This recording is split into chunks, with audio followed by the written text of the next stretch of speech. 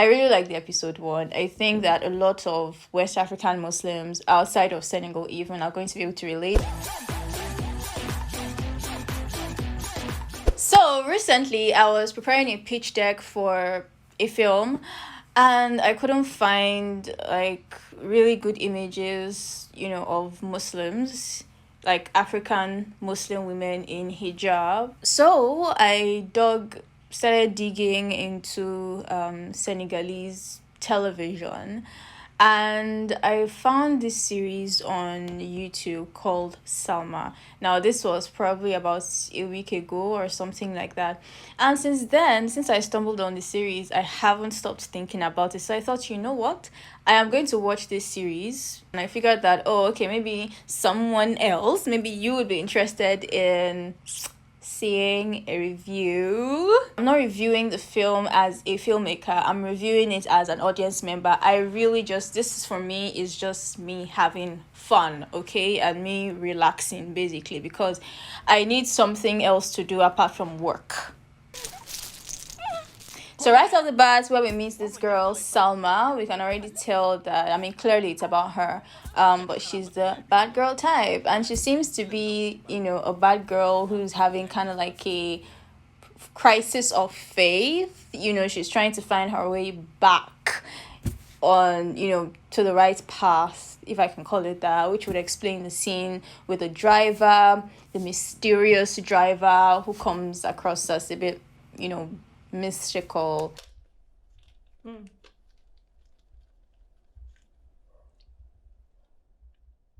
We see her doing the drugs with her friend Raki, and then we see her back home, and basically they're waiting for her because it seems like clearly her brother who saw her last night with this man has gone to tell on her. And this scene, I actually really liked this scene because I felt it. Yeah, I felt it. I mean, I felt bad for her family. I kind of felt bad for Salma as well. I look forward to really seeing that dynamic between the parents and Salma, her family and Salma, because, I mean, especially with her parents, it didn't seem like, oh, they were just trying to be mean to her or nasty or whatever. You could feel the heartbreak. So, after introducing us to Salma, we get introduced to Mr. Rasheed, and the filmmakers decided to show us Mr. Rasheed, like really show us Mr. Rasheed with a bathroom scene.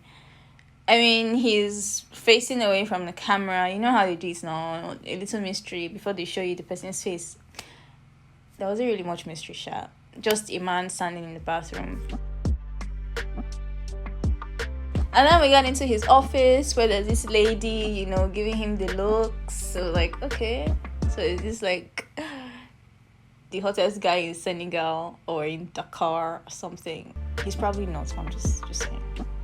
We find out that this girl who was giving this guy the eyes in the office is actually his cousin.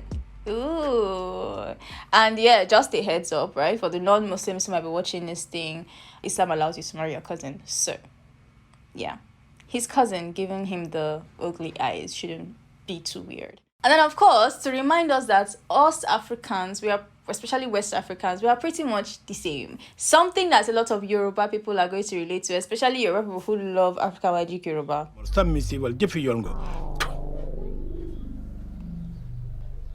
So, of course, this woman is going to get some sort of, I don't know whether it's a love potion. Was it a love potion? Whatever it was, Shisha wants our hot guy, Rasheed, to marry her daughter, which I'm assuming is the cousin who was giving him the ugly eyes. So, which would mean that this woman who is going to the jazz guy to jazz Mr. Rasheed is actually his aunt. And of course, they take us back to Salma, who's feeling really bad that her parents threw her out. And I mean, we've seen her in her bad girl ways. And now we see her praying. Okay. And, we see her with this girl, Raki, who's supposed to be her friend, her bad girlfriend, who, I mean, it seems like they have quite a bit of history together. And I'm thinking, oh, female friendship. Yay, I'm all for this. And of course, we learn a bit more about Salma. I mean, apparently her parents seem to think that she's been prostituting herself about. But turns out she's a virgin. I'm sure this is something like a lot of people can probably relate with.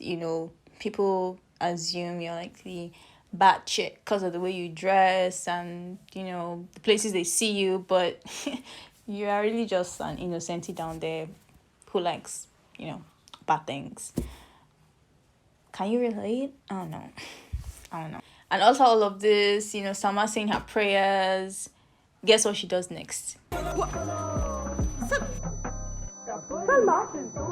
And guess what music they are playing there?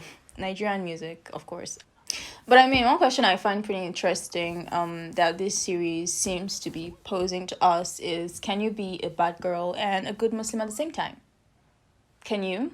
I think it'll be pretty interesting to see how they handle Salma's journey, because I mean, her starting off as this whole bad girl type, and they seem to be setting up for a romance between this bad girl and this clearly religious guy.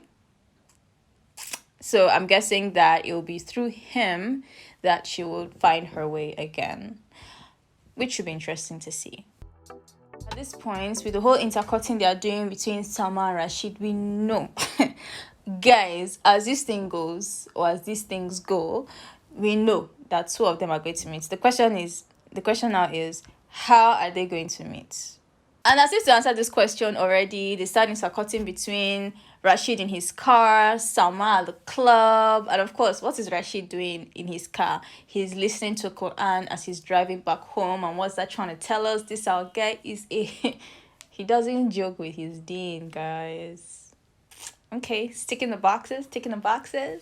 And of course, Salma gets high in the club and she's misbehaving. Before you know it, she's out on the streets laughing like a crazy person because she's high, and this guy is driving and she's going on the streets. And then we definitely know by now, guys. You have already told us. I really like the episode one. I think that a lot of West African Muslims outside of Senegal even are going to be able to relate. I think Nigerians are going to be able to relate a lot. Yoruba Muslims, Hausa Muslims, yeah, you should watch this. By now, I'm expecting that, okay, in episode 2, maybe Salma and Rasheed are not going to get off on the right foot. Maybe they'll fight first, before they become chummy and all that. That should be interesting to see. And let me see. As for her family, I kind of feel like they won't forgive her just yet, but let's see what happens in episode 2.